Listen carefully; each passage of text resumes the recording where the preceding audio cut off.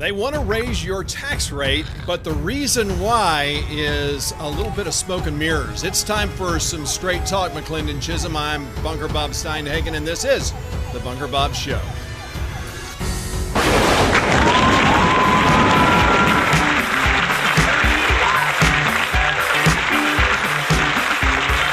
Yes, and good afternoon.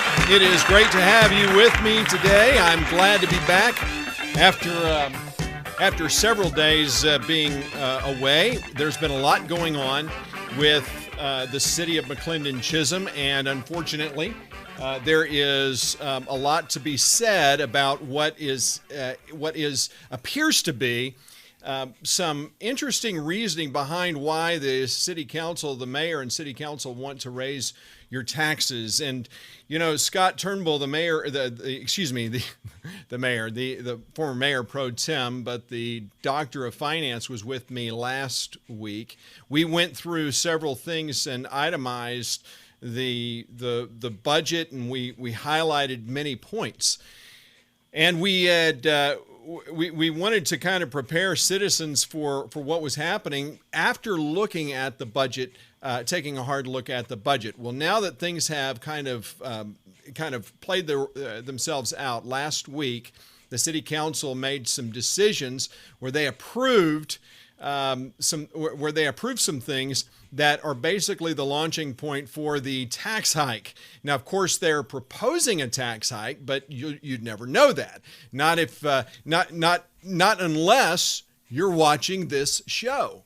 The fact is that the only people who know about this tax rate increase are the people who watch my show.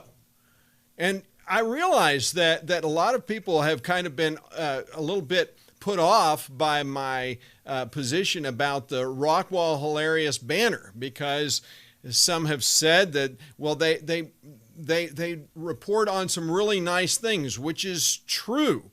But the problem is they are, as I have said over and over again, what Lenin used to call the liberal left's useful idiots. And there is evidence to demonstrate this fact. Here's my point. The front on many front pages over the last couple of months, you have not heard anything about this proposed tax rate increase, and yet you've heard a lot from what other cities are doing, what's happening in the county, obviously, but with what other cities are doing. And so I want to make this point, and I think I can do this. I think I can do this fairly quickly. So, I mean, if we look at today's Rockwall Hilarious Banner, this is a good example. So, if you look at what you would find in the paper today, this would be the front page, and you'll notice at the very front of the paper is, on the front page, or the top of the front page, you see the county conducts final hearing on proposed budget. Well, that's understandable. After all, that is the county, right? That's not a city, and the county impacts all citizens. Okay, I understand that. Well, let's keep going. Let's go back to last week. And excuse me. I'm sorry. Let me highlight another point that is also in this week's Rockwall Hilarious Banner, and that is that you will notice.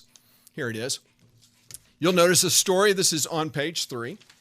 That Royce City Council approves new fiscal year tax rate and budget.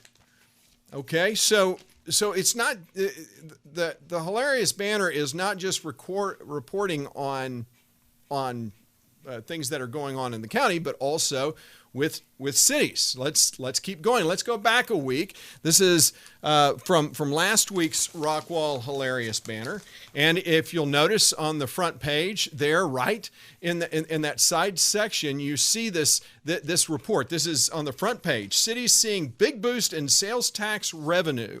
And if you read that, you saw that the city of McLendon-Chisholm's tax rate, tax revenue through sales tax is up 20%, and last month was, I think, 36%. So that they are focusing on cities, and they went through every city as it related to that. Well, what about the previous week? The previous week was September 6th, and this is what you would have seen in the September 6th edition. Right there at the top, commissioners passed changes in first budget draft. That's the only thing that you saw in last week's or that week's Rockwall Hilarious Banner. Then we go to the August 30th Rockwall Hilarious Banner, and you will see that down at the let me show there it is. Down at the bottom there of the front page, you see that Fate trims proposed budget by $639,000. That's one story that you'll find. You'll also find another story inside that, excuse me, there is that story. I should say that was the only story on that week related to city politics or city budget increases or budget issues. Then you go back another week. All right, so this one is this is August 23rd, and as you'll notice, you can see right. Let's see. There you go. You see right there on the side that Fate addresses budget tax rate. So the tax rate issue in Fate is a big deal. Why? Because they're raising their tax rate. And let's see. Let's keep going. Let's go the week before that. This is August 16th. And as you see, Royce City, they focus on the independent school district. Royce City ISD School District adopts the tax rate for the 2019-20 year. This is all newsworthy. I'm not suggesting that they shouldn't be reporting on this. They, in fact, should be reporting on it. Let's go back to August the 2nd. And here you'll find, again, another report, and this one is related to Fate again, and it includes outdoor emergency warning system in the budget. Now, folks, the fact of the matter is the city of McLendon-Chisholm is trying to raise its tax rate for the first time since 3 years ago when we successfully rolled back the tax rate, when we had a tax rollback election. And the city of McLendon-Chisholm has basically decided, the mayor and city council of McLendon-Chisholm have decided that they're going to just go way above the rollback rate, which is 12 cents. And they're going to pass a tax rate of 16.5 cents. Now, I've talked about this on the last show about how the rollback rate works and why 15 cents is our current rate and why we wouldn't be at why the tax rollback rate wouldn't be 15 cents. And the reason for that is because, as I've said before and explained on 2 other shows, bottom line, when I was mayor, when I was on city council, when conservatives took over, we decided we wanted to focus on the debt and get rid of that debt on the city hall. That's our 5,000 square foot city hall facility that cost citizens $2.125 million. 5,000 square foot facility, $2.125 million. And the interest rate on that is about 4%. So, while it's not a lot of money, the irony is, as I'll highlight in a few minutes, is that the city council decided, well, we don't want to be paying on the debt anymore. We want to build a savings fund. We want to build a pad just to make sure for the protection of our city in case something should happen. We need money set aside. The problem with that is they're not looking at the reality of what the reserve fund has in it, because the reserve fund has more than enough in it to meet their goal, even if they wanted to have 60% of next year's budget in reserve, they've got it. But I'll show you that as we move forward. So the reason why the tax rollback rate is the way it is because they've moved away from debt. And because of that, whenever you're putting money toward debt for capital expense like the city hall, that is free from a rollback. So this city council is literally putting the city in jeopardy for two reasons. One, they're saying that they want to, and by the way, cities are restricted on what kind of investments they can make. And so the best that the city can possibly make on an investment in any investment would be about 2% because it has to be very safe investments for the protection of the people, of the citizenry. Understandable. So they want to trade paying off a 4% interest rate to save a 2% interest rate, to earn 2% in interest. This makes no sense. And so as we've talked about, that's the fundamental problem. So I want to bring you to what happened at the last city council meeting, and it really is focused around this fund balance policy. And I want to highlight a couple of things that you'll see in this that are important that you're going to want to know about because this demonstrates the problem that we're seeing. So when we move down this policy that they've adopted, and this is what basically they're trying to do. So unassigned fund balance goals, amounts held in reserve. The city desires to maintain a budget stabilization reserve for economics uncertainty, revenue shortfalls, working capital, and related needs, and for unforeseen natural disasters and catastrophic events. Folks, I've got to tell you, it is the acme of foolishness to believe that we could possibly put enough money in a capital reserve or any reserve fund that could possibly even scratch the surface if we had a catastrophic event occur in our city.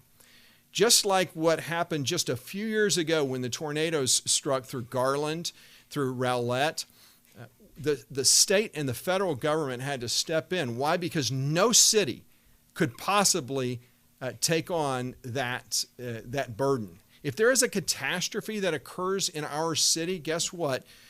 That's why we have FEMA, and that is why we don't try and do something that is fundamentally ridiculous. But here's the point, and look at this. So this is, by the way, so that there's no misunderstanding. This, what you're seeing here, this is the report. This is the policy presented to the city council for their approval, which they approved. And so they're using their own numbers. I did not create this document. This was created by the city of McLendon-Chisholm.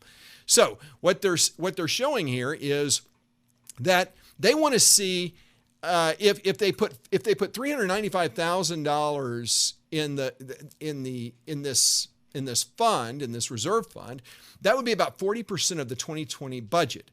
If you look at the largest amount, 60% would amount to $592,800.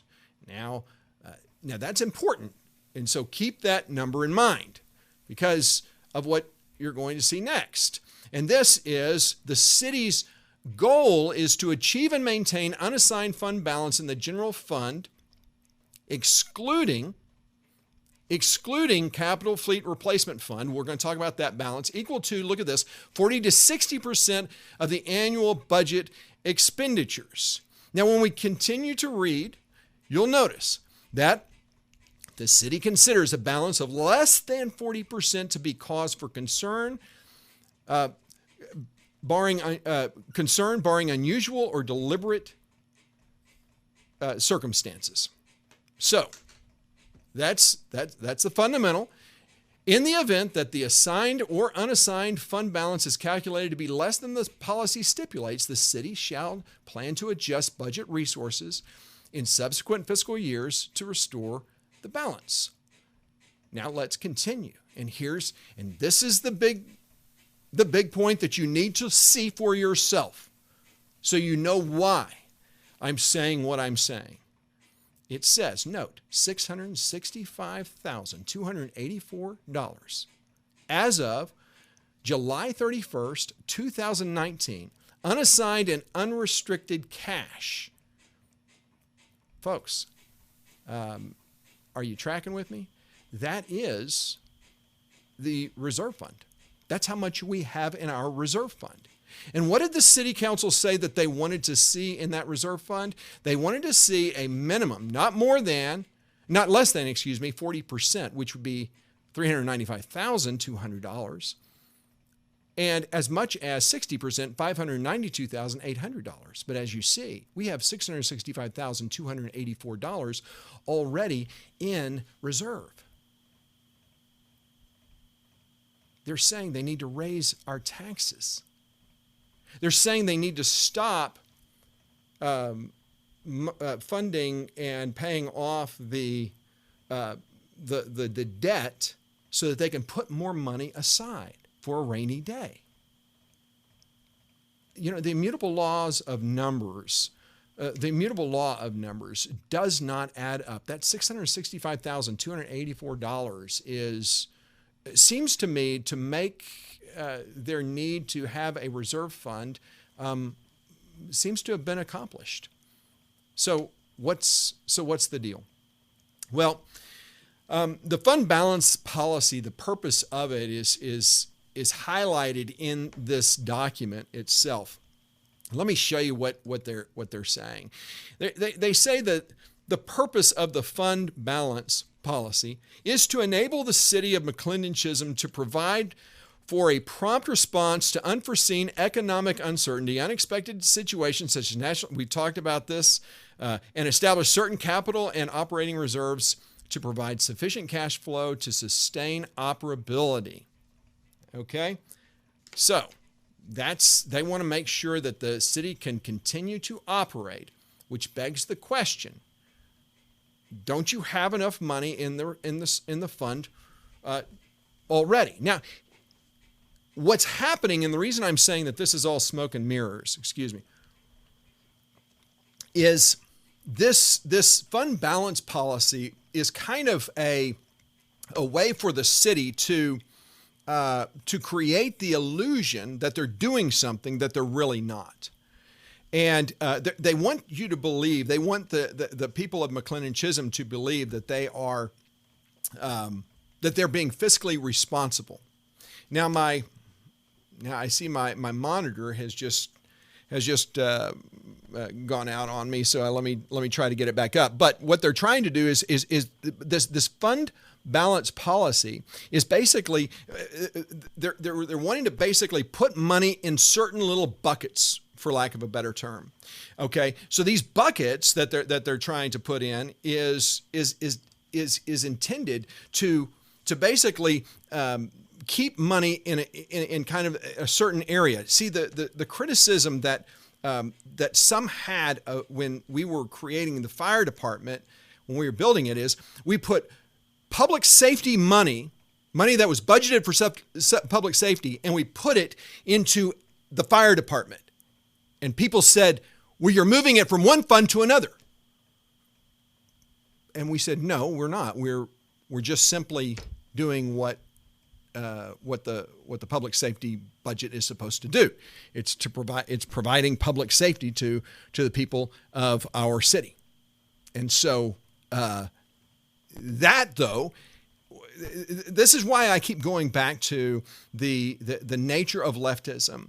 It is to deceive, to obfuscate facts.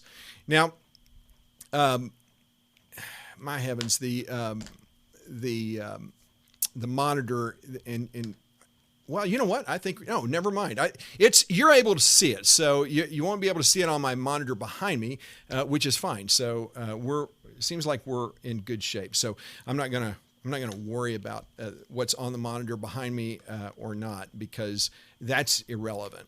So let me continue. So what happens, the fundamental question, it goes back to, so they're trying to create this idea that they're putting these funds, they're protecting it from, anything happening, that the city council can't do anything with it. It's restricted to the fire department, for instance. Okay. So they've created the general fund and then the capital reserve fund for the fire department. And so we have basically two funds, and this is supposed to be the magic that's going to cure everything. Here's the fundamental question that I had. Well, what happens, let's say, if a catastrophic event occurs? Because the way it used to work with the city council, when I was mayor, when I was on city council and when I was mayor, the way it used to work is if we wanted to move money from the capital reserve fund into the general and move it into a budget area, the council would take a vote on that and agree to do it, and then it would be done. So what happens? How does it happen now? So this is where I want to go to the fund balance policy itself. And this is from that fund balance policy. And as you'll notice, it says amounts that can be used only for the specific purposes determined by a formal action of city council. Commitments may be changed or lifted only by the council taking the same formal action that originally imposed the constraint. In other words, the council can still decide to move money out of this fund, an assigned fund, into another one. It's not illegal. It does nothing except earmarks money for a certain purpose. It's similar to a budget. This is smoke and mirrors. They're trying to create the illusion that they're doing something, that they're really trying to help and solve they're trying to be fiscally responsible. That's what they're trying to get people to believe, that they're being fiscally responsible. When in fact, they're not being fiscally responsible at all. This council and fiscal responsibility have nothing in common with one another, as I'll highlight here. The problem is really focus. And so I wanted to focus. Here's a problem, and this is why I would say this city council, the mayor and city council, have no idea what they're doing, and why this tax increase is completely misplaced. Let me give you an example, because one of the things that has been talked about again and again and again is the utility fund. Now, the utility fund is what they're basically saying about the utility fund. What they're basically saying about the utility fund is that the utility fund it needs to have a backup funding in case something goes wrong, because and you kind of have to understand what the utility fund is first of all, right? So the utility fund is looks like this. It is basically a utility fund balance is funded through sewer utility fees. Funds will be utilized for repair and replacement of water, sewer infrastructure, and storm drain infrastructure as needed and as approved by the council. Now, I'm sure you're asking yourself, well, I'm on septic. Now, if you're in Sonoma Verde, you know exactly what this is. But unless you live in Sonoma Verde, you have no idea what this is, because you are on septic. And the problem is the wording of this fund. I want to first establish that the utility fund is specific to the Sonoma Verde development. Why? Because it is those are the only customers of the sewer and utilities in this area. That's the only people using sewer. And so it is part of the PID agreement that was signed between the developers and the city of McLendon-Chisholm, that anything that deals with the maintenance of Sonoma Verde, from roads to the utilities, those funds will come out of the property owners of Sonoma Verde and only the property owners of Sonoma Verde. The taxpayers of McLendon-Chisholm will never be burdened with that problem. Now, here is the problem that was addressed or brought up at one of the closed budget meetings. I say it's closed because it was technically open to the public, but they weren't broadcasting it, they weren't recording it, and so unless you watched my show where I came in with cameras and actually broadcast one of the meetings in its entirety, and then like the last quarter of the meeting because I had something else going on, and don't forget the 8-hour retreat, the city council retreat, which they didn't record, which they didn't broadcast. These things were discussed at these meetings, and whenever Mayor Short or any member of City Council, the current member of City Council, says that they believe in transparency, you need to laugh in their face. Because the city of McLendon-Chisholm spent, this is right after I left, spent $6,000 on an AV system so that City Council meetings could be broadcast and recorded. Despite the fact that when I was mayor, we broadcast and recorded City Council meetings that cost nothing. Cost the city nothing.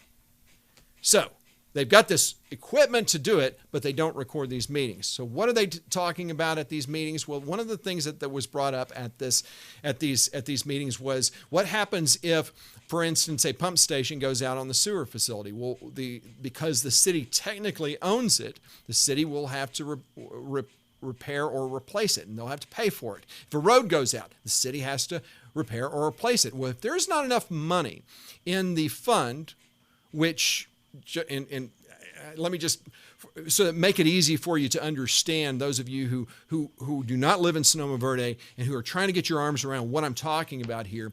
The people who live in Sonoma Verde, when they buy their house, they buy a lot, and they basically end up paying 2 additional payments.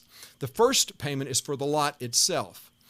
That lot cost is basically like $30,000 or $40,000. I'm not sure. It's a 30-year payout where once they've paid that lot fee, they owe nothing else, and they can sell the house. If they sell the house, that the new homeowner owes nothing on that lot. However, there's also a maintenance portion of that obligation. It's a public improvement district obligation that you pay through the taxing authority, the Rockwall County appraiser. And so, taxing, I think that's right. The appraiser. I could be wrong. If I am, ping me. Tell me what I said was right. I'll get somebody to tell me. But bottom line, so you pay for it in your tax statement every year. The Rockwall CAD sends you that tax bill. And if you're in the pit, if you're in Sonoma Verde, you'll see the different line items, the utility, the road, and you'll see the cost of your lot and how much you're paying on that lot. Well, the maintenance portion never goes away. The lot goes away, but the maintenance portion never does, because you're continuing to put money into this maintenance fund, because one day your road is going to falter. One day the pump station is going to go out and you're going to have to replace it. Well, what happens if there's not enough money in that fund to replace it? Well, the city is then obligated to pay for that. So this has created the perception that, oh my goodness, the city needs to have money ready and have money set aside in case of something like this happening. The problem is most cities don't have a reserve fund for this purpose. They don't do that. What they do is they take out a short-term loan. Let's say, for instance, that you have a street repair in Sonoma Verde, and that street cost $1 million to repair. Concrete's expensive. That cost, and let's say there's only $300,000 in that fund for the road. Well, you're going to have to make that up. That $700,000, the city would then take out a loan for $700,000, because here's the thing, here's the kicker. Those of you who live in Sonoma Verde, you should know this. If you don't know this, don't be surprised one day when this happens, or if this happens. But if that were to occur, the city would then pay for that, would then make the repairs, hire whoever needed to repair it, the company to repair it.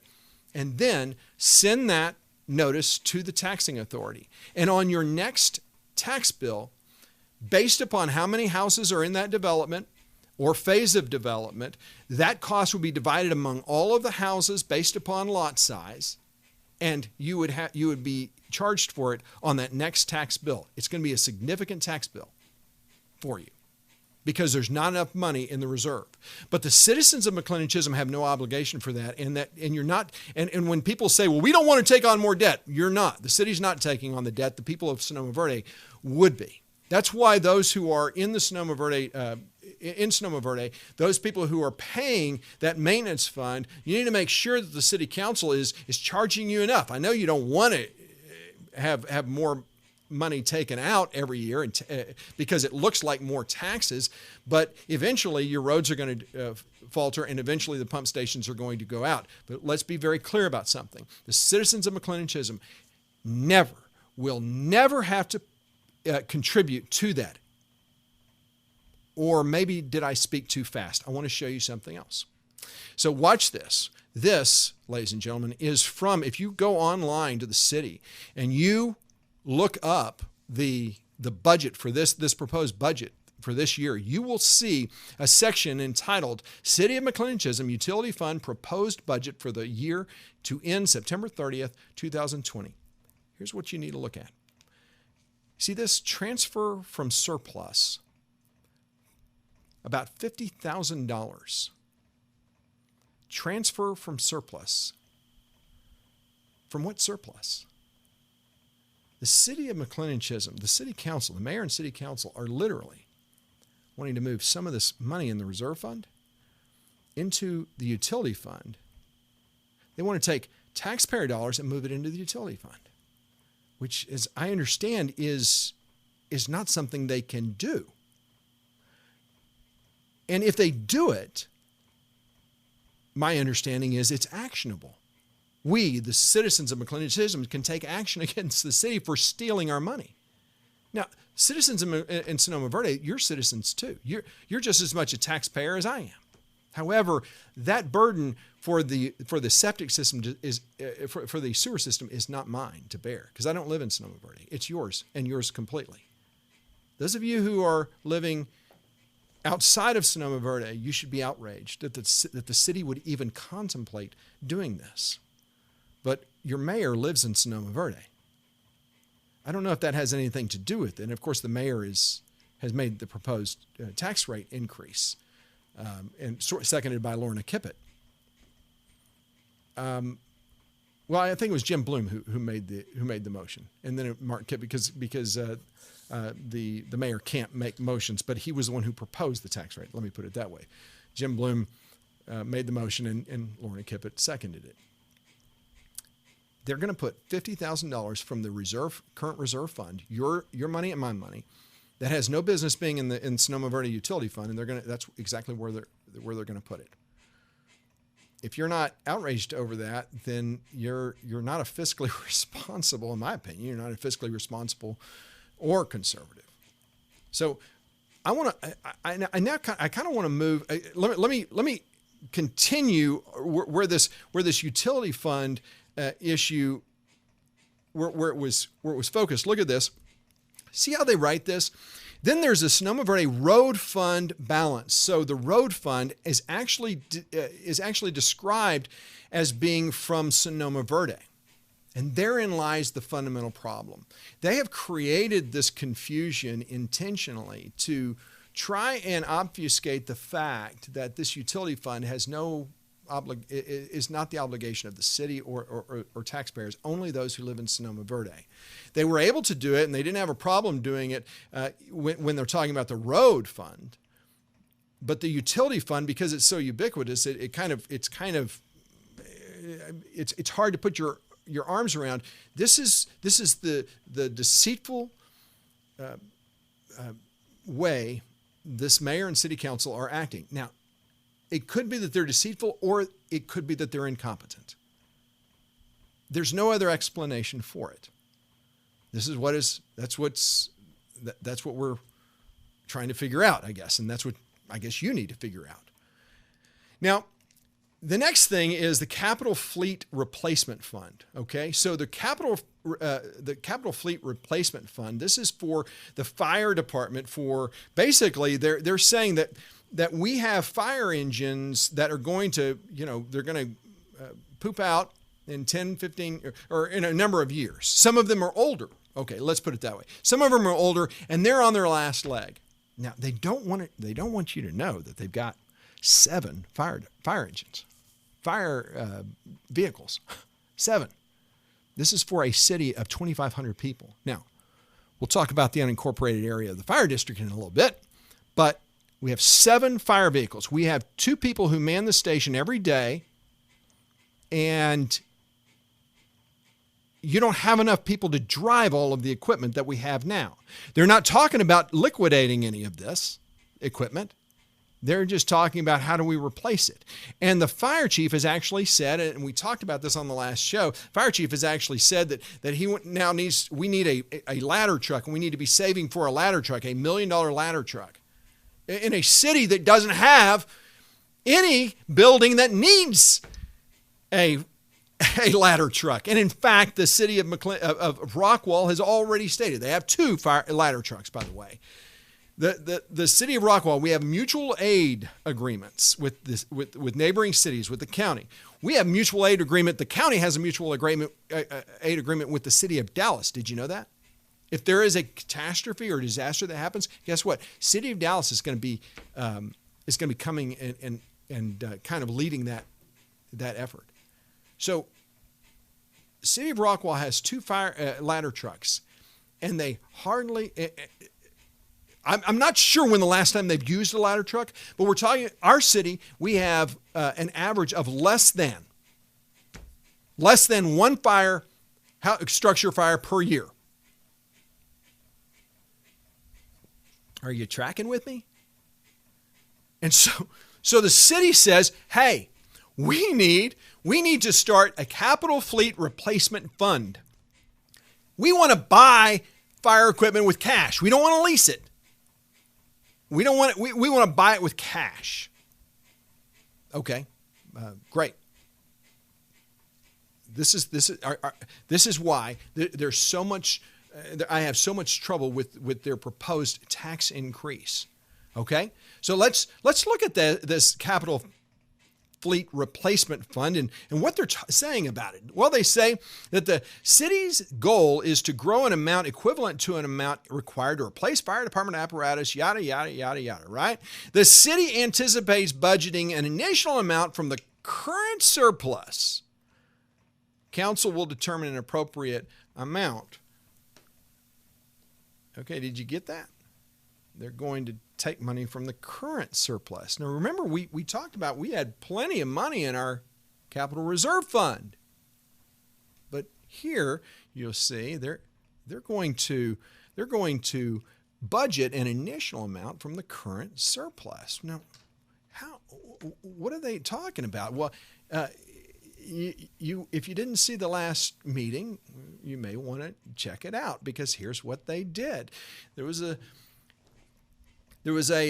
staff recommends that the current available surplus, approximately $665,000 and some change, be applied to the unassigned fund balance. And here's how they want to do it.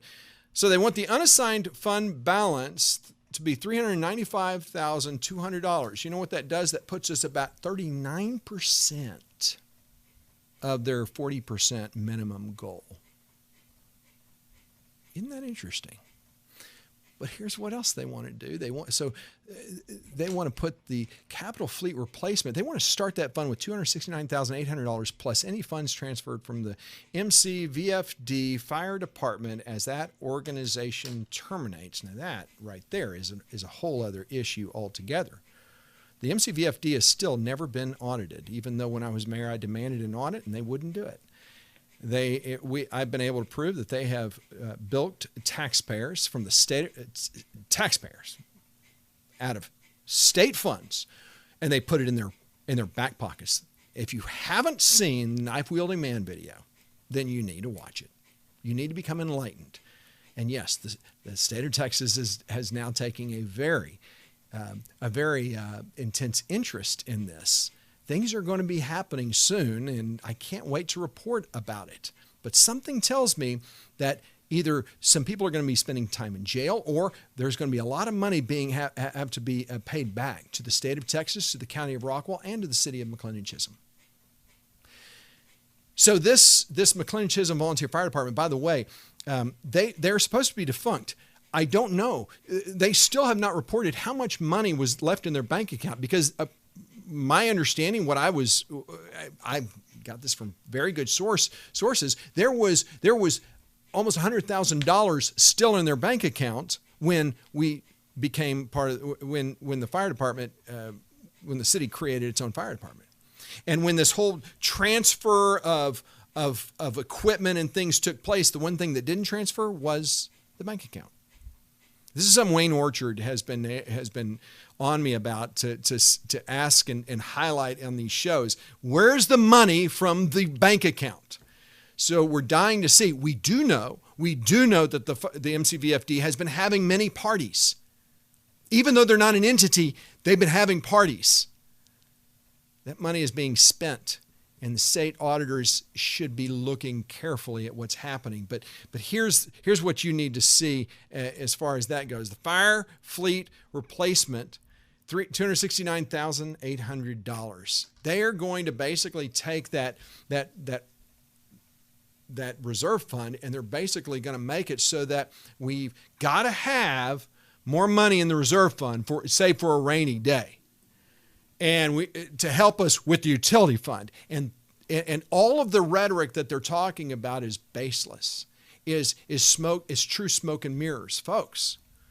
Here, and just so you know, look, this is the motion that was made at the last meeting that was presented, suggested motion to approve that, to do exactly that thing. And guess what happened at the last meeting? That motion was passed. So Tuesday, they're going to vote on the budget, which includes $50,000 coming out of the general fund. Out of the reserve fund that was paid for taxpayers who have nothing to do with Sonoma Verde, to help bolster the utility fund of Sonoma Verde. That's happening Tuesday. Now, what's the real issue? In my opinion, the real issue is the fact that the funding for the unincorporated area of our fire district has still never been addressed. The city council is going to try and play politics with public safety, as they did in the last election and the election before that. They're going to try and tell you that we've got to maintain the same level of quality service that we have come to enjoy because of the SAFER grant, the federal SAFER grant. Oh, by the way, you're welcome. I was mayor when we applied for that. Scott Turnbull and Lisa Palomba, the city administrator, the two of them worked hours and hours to get that application in. Oh, and by the way, they received nothing, 0% of what the federal government gave to us, because they were doing it as part of their role. The reason I say that, just if you're lost in that one, the fire department, the MCVFD, the former volunteer fire department, the fire captain, the fire chief's brother was a so-called grant writer who wrote grants to just one granting agency, the state of Texas, the Texas A&M Forest Service, for grants that required a 3-page application, and charged the MCVFD 10% of every grant awarded. That's what I mean when I say they were taking money, state-funded money, and putting it in their back pocket. The SAFER grant, going back to the SAFER grant is all right. I'm getting pinged. ESAC provided the stats to Ms. Palomba. It was over $50,000 in cash, to my knowledge, around February. I'm not sure what that one is. Okay. I'm not sure what you mean. It was over $50,000 in cash, to my knowledge, around February 2019. I'm using numbers that were published by the city of McLendon-Chisholm. So that's what's happening. Good night. All right, I'm getting another message, and let's see. Okay, all right. So bottom line. Sorry about that. The thing is, I've got people who are watching the show live, and they're making sure that what I say is accurate and true. And so I would rather make sure that you are not hearing nonsense like you're hearing from our mayor and city council, and that you understand what is happening. All right, one more. I'm hoping that these are going to stop soon. MCVFD bank account. All right. Give me something substantive. Quit giving me these little text. All right. All right. Sorry about that. Where was I? The unincorporated area of the fire district. Okay. So we've got 2/3 of the fire district is in the unincorporated area. The city of McLendon-Chisholm makes up 1/3 of the total fire district. More than half of all fire calls. Get this? More than half of all fire calls go outside of the city of McLendon-Chisholm. Most of the calls, an overwhelming number of the calls are EMS related. They're not even fire calls. And the Rockwall County EMS has guaranteed an 8-minute response time, which is better than what we can provide. And yet we're still going on these calls. Bottom line here, the city of McLendon, the mayor and city council want you to believe that if we're going to maintain this level of service where we have 2 men at the fire station at all times, we have basically 3 shifts, an A, B, and C shift. Each of these shifts is manned by 2 men, and these are full-time employees. We also have 2 fire chiefs. We have 2 fire chiefs for a city of 2,500 people. Oh, but don't forget about the unincorporated area. If we want to add the other 2,500 from the unincorporated area, it's actually more than that. But if we want to add that and focus on that as well, we could. But the point that I'm trying to make here is those who are in the unincorporated area of the fire district contribute nothing, absolutely nothing to their fire safety. They never have, and they currently aren't.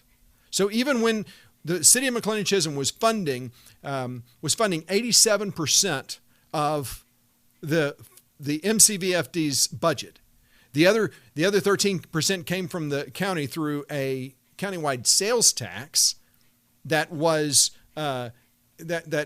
distributed among all of the cities, basically. And our portion was $67,500. The city of McLendon-Chisholm was basically funding the fire department. The city of McLendon-Chisholm is now basically funding the fire department. The current $67,500 that the county gives us makes up probably around 3-4% of the total of the actual budget for the fire department if you take away the SAFER grant, because the SAFER grant is providing about half of the cost of the fire department. Here's the problem. When I was mayor, I said when we bring this fire department in, we should not hire full-time employees. We should be getting those who are fighting fires, who are full-time firefighters from Dallas, Royce City, Garland, these other big cities, because just like every other fire department, there are 3 shifts. A firefighter works 1 day on and 2 days off. That's why most every firefighter that you'll ever meet has a second job. And many firefighters would jump at the opportunity to be employed as a part-time employee and work several shifts when they're off. The thing that the city benefits is immense, the number of things. Number one, in addition to not having to pay the health insurance and the retirement and things like that, you're also getting individuals who are highly skilled. They're not just well trained, but they have actual experience. Currently, we have individuals who are well trained. They just don't have the experience that others do. To put it in perspective, a firefighter who has been with the Dallas Fire Department has more actual experience fighting fires, doing medical emergencies, than the former fire chief had in his entire career. Former fire chief Robert Jones. This is a guy who was paid $50,000 as a part-time fire chief. and yet he'd never been a professional firefighter in his life. This is the guy that I'm saying took money from citizens. So the city of McLendon-Chisholm has done nothing to try and fix this problem of the unincorporated area. I have proposed two things. One is to require membership. If people want to the high level of service that the citizens of McLendon-Chisholm receive, then they need to pay for it through membership. Or the easiest way to do it, I think, is just to charge them when we come out. Guess what? When the Rockwall County EMS comes to your house and they take you to the hospital, even if you die, guess what? Your family is going to get a bill. That's not un-American. That's the way things are. People are saying, well, we can't charge people for fire service. Why not? I can guarantee you this.